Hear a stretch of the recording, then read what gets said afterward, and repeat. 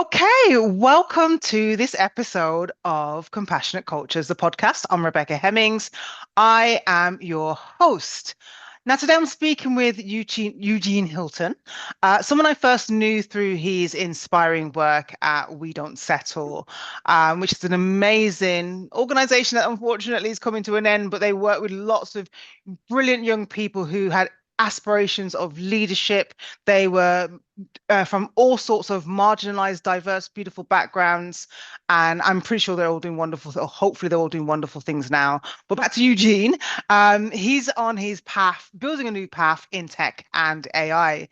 So I thought this conversation would be particularly useful for leaders to hear at this time in particular, because AI is continuing to grow exponentially, and therefore the risks of digital discrimination increase. Yeah. Also, I mean, before I even bring you in, Eugene, I just got to say we were having a quick chat before we started, and Eugene asked me how am I, and I was like, oh, I'm okay.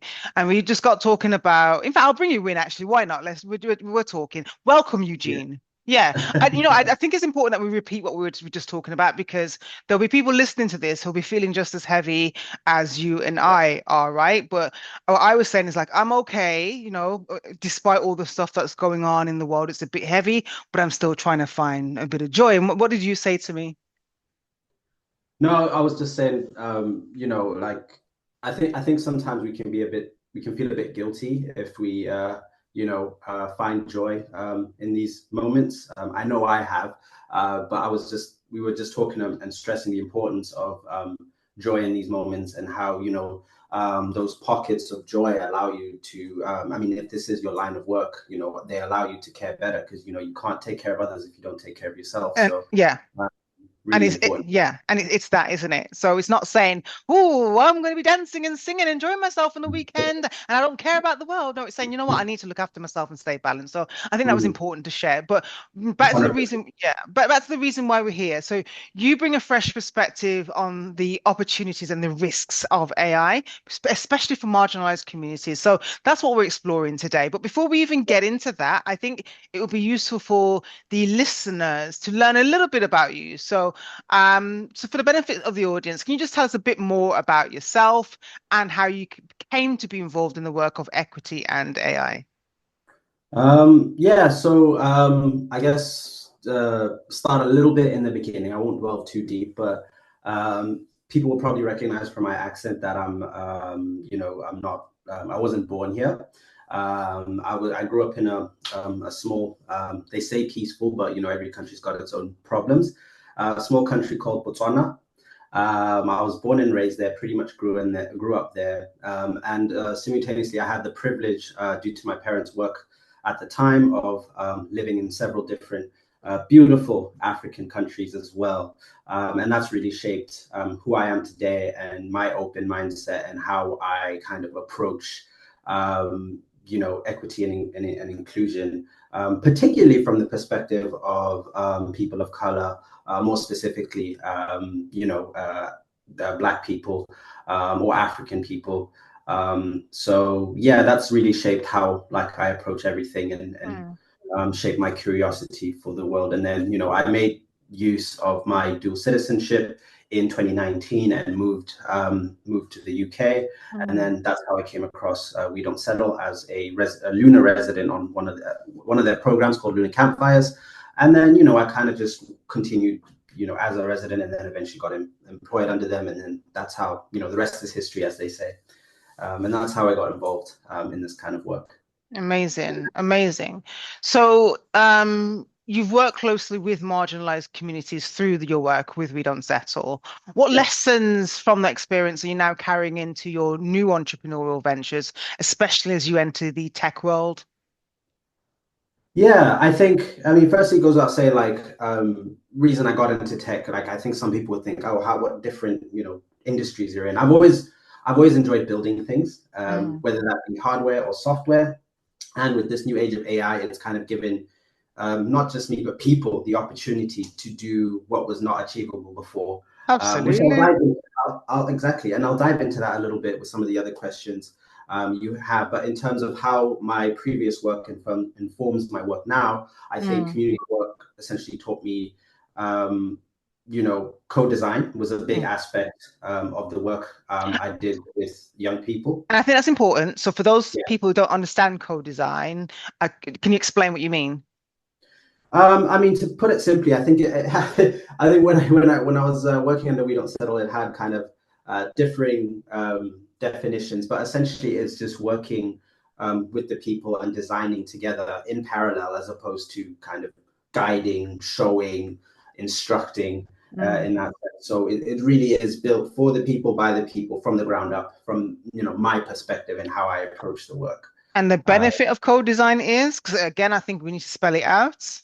Yeah, better systems, more fair systems, considerate of people's lived experience, considerate of everyone's ideas that come together into the culmination of a product output that everyone is happy with, essentially. Yeah. That is accessible. I can go on. Yeah. I really wanted to draw that out because I think when in any work around diversity, equity, inclusion, co-design, not having these top-down approaches, Yeah, is far more conducive to having people that are on board that do feel that sense of empowerment, to gaining insights, diverse insights that you may never ever get otherwise. There's so many benefits to co-design.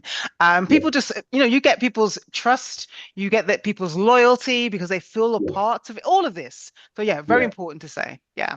100%. Yeah. Okay. Let's talk AI. So from your perspective, what are some of the key risks organizations face when adopting AI tools when they haven't really thought about bias, especially with regards to racially marginalized communities? Yeah, I mean, obviously, in general, there are a lot of risks, but obviously, more specifically, and this is an area that is really, really underlooked right now. I think everyone is focusing on all kind of the bigger general risks, but from my perspective, one of the biggest risks is unmitigated bias, and that Mm, shows up in different ways. One of which is allocative harm, so like who gets the job, the loan, care, and representational harm as well, like how people are portrayed. mm, So that for me is like some of the biggest risks, because as I said, like AI should be for everyone, yeah.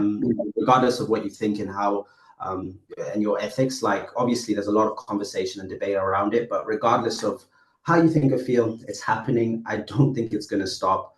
There's a lot that needs to be in place to ensure its safety, but I think from my perspective and the work I do, Hmm. that's what I want to like really focus on. Mm, So yeah, that's from my perspective like the biggest kind of risks from yeah. like the work I do. Yeah, Yeah. And so when we spoke earlier about this, you mentioned you hadn't seen many Black leaders in AI space. And, that's yeah, crucial because whenever, AI tools are being created, they're going to be as biased as the people that are inputting into them, right? So how does the absence affect the developmental of ethical, inclusive technologies? And what do you think needs to change in order to address this imbalance? Well, I think it affects in several ways. Like I've got a few case studies that I kind of pulled together just for like different and I'll say different perspectives, and I'll say some of them quickly. Mm, For example, you've got like Amazon's recruitment tool. This happened in 2018, and Amazon tested an AI hiring tool trained on past resumes. And essentially, what happens is it learned to favor men because past applicants were male. While yeah. not directly racial, it shows how AI can mirror historical bias. Yeah, If past applicants were mostly white, the system would favor that group too. yeah, Um, in the US, you have a criminal justice algorithm. I think just before I like go on, like in the US, I just have to say they have their regulation around AI is really, really, um, you know, very like they're very open, or it's almost non-existent in some cases compared to the EU. So a lot of the examples are on them because they're the ones kind of using it in all these different ways But at the moment. but I think it's important that you say that because there are Yeah, many AI tools that even we use at Strawberry Words yeah, that yeah, are American based. So I think it's an important thing that you bring up in that we need yeah. to make sure we're doing our due diligence when utilizing these tools based on the fact that they're not based on the legalities of this country. Yes, 100%. I mean, every time like ChatGPT like releases a new system, it's always last to come to the EU, just because they kind of want to check things out a little bit more. But Mm, even me saying that doesn't mean that what they're checking for is unmitigated bias. So even mm, then, like, what are they checking for? I don't know. They're obviously checking for the general risk that I spoke about, but mm, I don't think that one of them is the risk of unmitigated bias in the mm, algorithm. Anyway, I was saying on like the criminal justice system and yeah. how it predicts who's high risk of reoffending. Apple credit card limits. So Apple and Goldman Sachs AI credit system gave Mm, women and some minorities much lower credit limits than white men, even when incomes and credit scores were similar. So these are just mm, some of the examples. I could literally go on. yeah. There's like a long list of like these case studies and how AI has already kind of impacted people of color negatively. And even in, sorry, yeah, No, I was just going to say on that point, I know I mentioned, how AI affects racially marginalized people, but I do want to take an intersectional approach to this. And I suppose yeah, at the moment, just because of what's happening in society, yes, my focus is very much on race, but I do want to widen this out. So as you mentioned, gender, different forms of identities, please do include those in the conversation because they're equally as important as yes, important. no, yes, yes, of course. Like, obviously, it goes without saying the intersectional biases also play a part in this, and in terms of how we communicate and how AI communicates to people and how accessible it is as well is Mm. really important. Yeah, Yeah, yeah. And so again, when we spoke, you mentioned Facebook ads, yeah, and the algorithmic discrimination that can occur with something as simple as marketing. So why do yeah. you think there's so little awareness? You mentioned how there's not so much regulation with US-based AI companies. Why do you think there's so little awareness about how deeply embedded these issues are?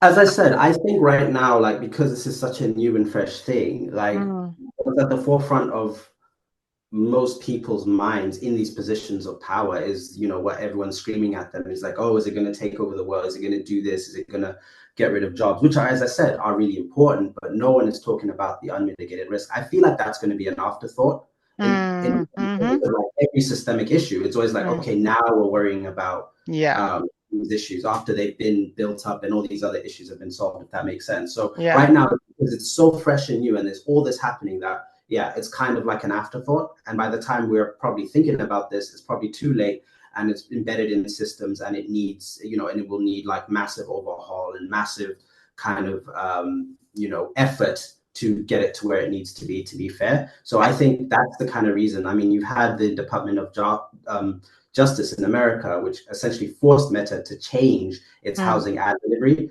because of discriminatory outcomes. Sorry, and that's just an example. But even then, that was done way past. Facebook ads have been around for years now, and that's something that's only been looked at now. And yeah. as someone who used Facebook ads in my previous work to, try and market our work to different groups, which is Hmm. really important. Mm. I have to put in extra steps to ensure that I'm getting to the people that will really benefit from the services we offer.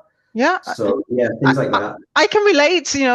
I've actually stopped us using Facebook ads because there's been so many reasons why they've been, flagged up. Yeah. And I understand there has to be, again, some regulation, but when we know that we are following the rules, but because Mm. we talk about discrimination, maybe the word itself, discrimination, is just, a red flag. And without looking into context, it becomes problematic and discriminatory in nature. So I totally understand that. I know you're enjoying the episode, but I've just got to tell you this. If you're wanting your organization to transform with regards to diversity and inclusion, you need to check out our Crafting Compassionate Cultures online learning hub. It includes our 4 CPD accredited online courses, including one around anti-racism, microaggressions, sexual harassment, DEI, and more to come.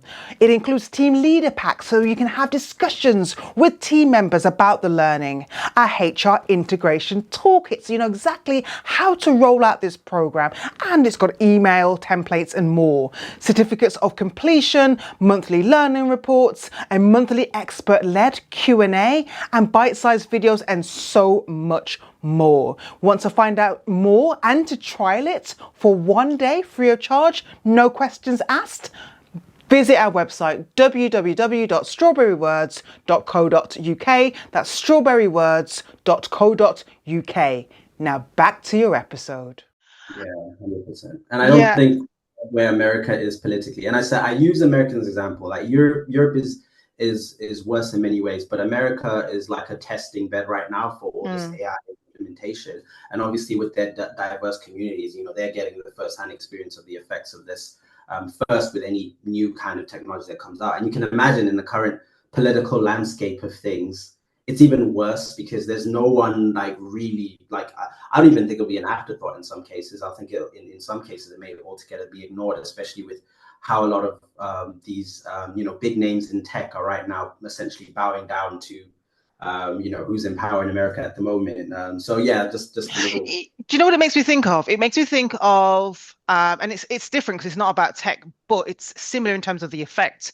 So, since the new administration in the US, something like, and I could have this wrong, but something like 300,000 Black women have been wiped from the workforce in the US as a result of lots of government jobs just being diminished, right?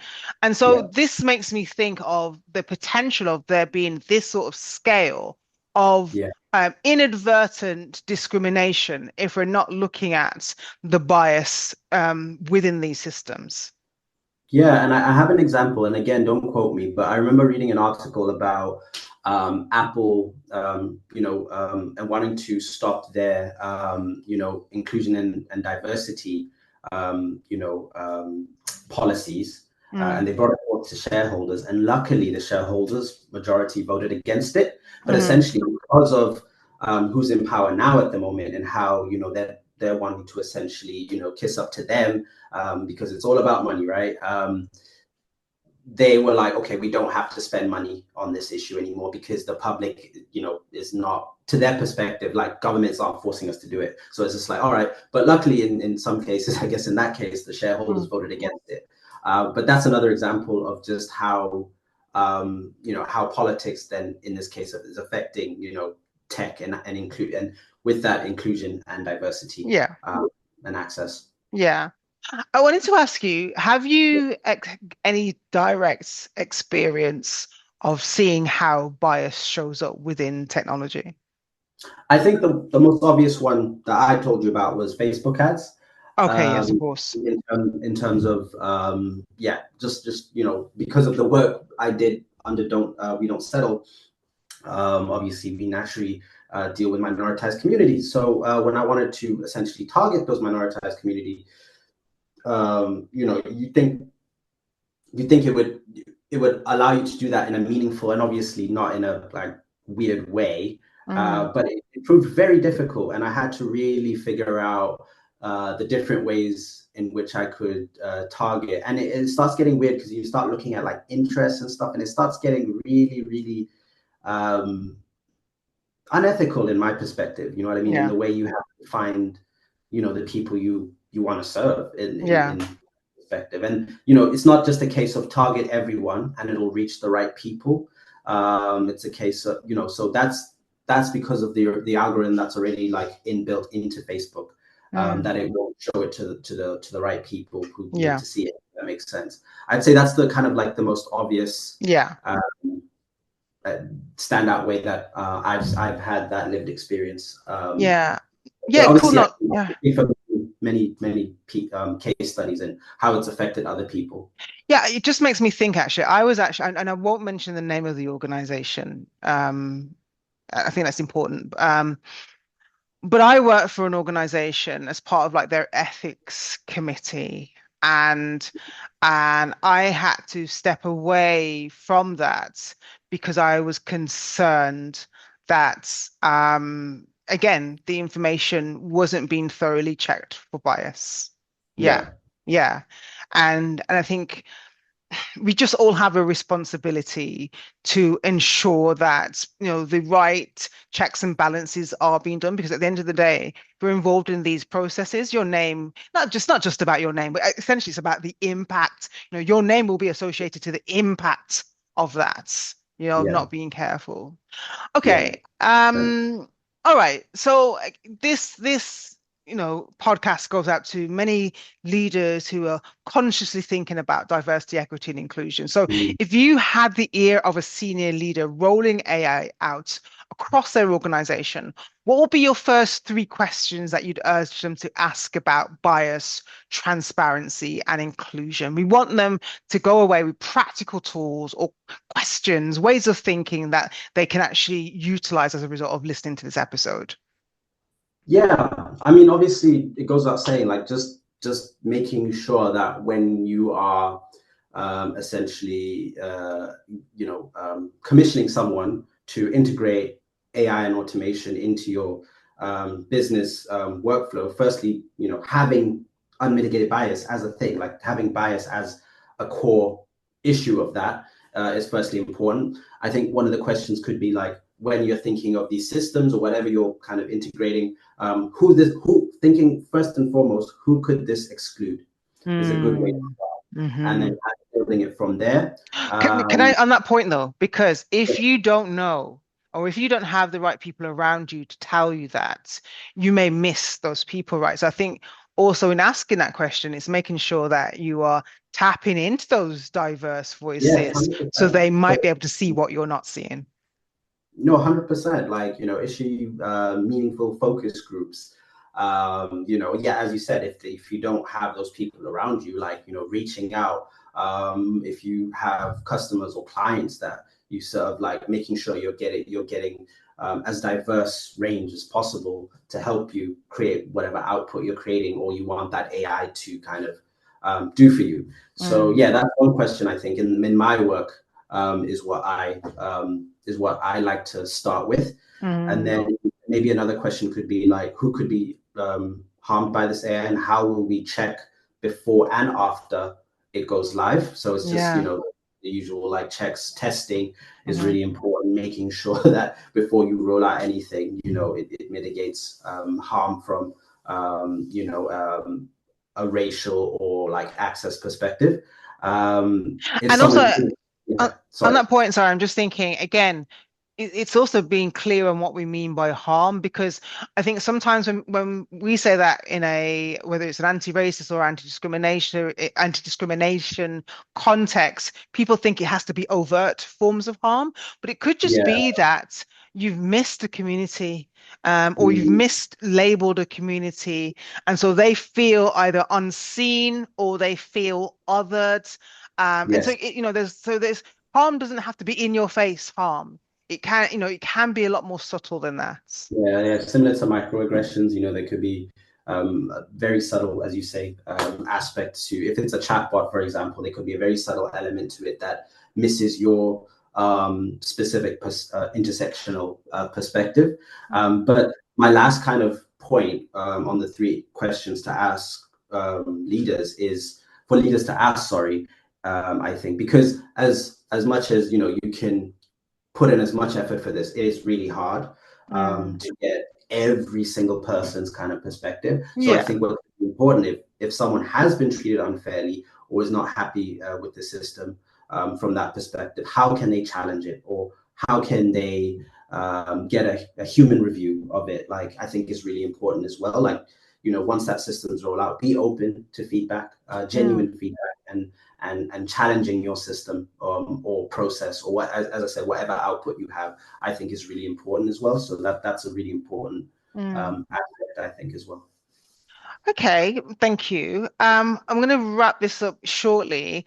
Yeah. But finally, for those people who are passionate about tech but might feel alienated by the current landscape, what advice or encouragement would you give, especially for young marginalized people? Yeah, I mean, as I said, we can have all the debates we want, but regardless, this new thing is happening. they're calling it as big as when the internet kind of first came about, which you can imagine was epic to where we are now. Good and bad, and obviously a lot of bad. But I think, I think utilizing this, especially for entrepreneurs, I mean, obviously it goes without saying, if you want to get into the tech space, this is where things are going. But I think even if you're just an entrepreneur or solopreneur, this can really help push you forward if you utilize AI, to help your business processes. It could, it could help you scale your business in ways you never thought you could because of, lack of access to certain resources. I think is really important. I think, you shouldn't just be a user, be a builder in terms of young people, wanting to get into the space. Like, I encourage you, be a builder. A lot of these softwares are accessible. Like, as I said, I've always wanted to get into the tech space. I didn't follow the route of coding or doing computer science. Not everyone can, but technology now allows you to do this. Everything is online. Yeah. You have platforms that allow you to just literally drag and drop. It's as simple as that. It takes, watch a YouTube video here and there. I think contribute to open source. So contribute to the discussions. Don't be afraid of contributing, because that's how we challenge these issues, and that's how we change the system. Speak from lived experience. Your perspective is a feature, not a bug. So, the field essentially needs you. I like that. Your perspective is a feature, not a bug. Yeah. In other words, I hear that also as, your perspective matters. Yeah. Yeah. Very much so. I think, just don't be afraid and jump all in and be unapologetic about your experience and just contribute to this discussion, and don't be afraid to. Fabulous. That's really useful insight, Eugene. Thank you. For the leaders that are listening in, again, it's been, just to wrap this up, it's been completely conscious that, there aren't necessarily parameters already built into these systems to ensure that they're going to be free of bias. You need to ensure that you are working with others, co-designing or consulting others in order to ensure that you're doing the best you can possibly do to not unintentionally other people or discriminate against others. There's something you just said that I've just gone straight out of my head now. But what I also wanted to say is, there'll be people out there who just don't have a clue on as to where to start, and they'll be looking for the services of someone like yourself, Eugene, to come in and just to help them with that foundational process. How do people get in touch with you if that's what they want to do? Yeah, so like my main kind of platform at the moment, and this will change, is LinkedIn. So you could reach out to me at LinkedIn at Eugene Hilton or Eugene Tabo Hilton. I do have a website, but I may start, chipping away at it and making it. I'm in the works of in the process of improving it right now. But you can check out my website at northstarai.co. Or you could email me at Eugene at northstarai.co as well. So amazing. And we'll include those details in the show notes. But thank you so much for your insight. I really hope that people are listening and taking heed, because we don't want a crazy situation in the future where we didn't listen and all of a sudden all these people cannot get work because of these digital systems, for example. Thank you again. Stay well, look after yourself, and thank you so much for your time today. Thank you so much, Rebbecca. It's been absolutely wonderful speaking to you, and